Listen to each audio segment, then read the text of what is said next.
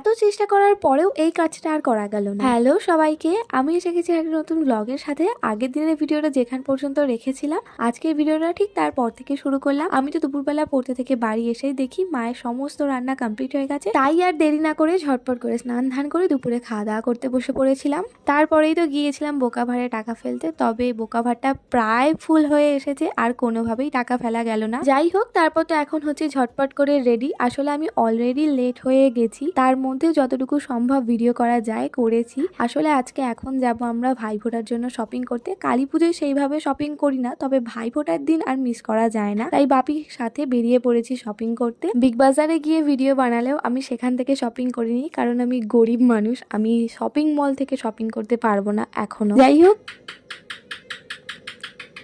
ছোট্টিক tick দিল। Shopping করা হয়ে গেছে, ঘোরাঘুরি কমপ্লিট। তারপর রাতের বেলা বাড়ি ফিরে ডিনারটা কমপ্লিট করে আজকের ব্লগটা এন্ড করলাম। টাটা।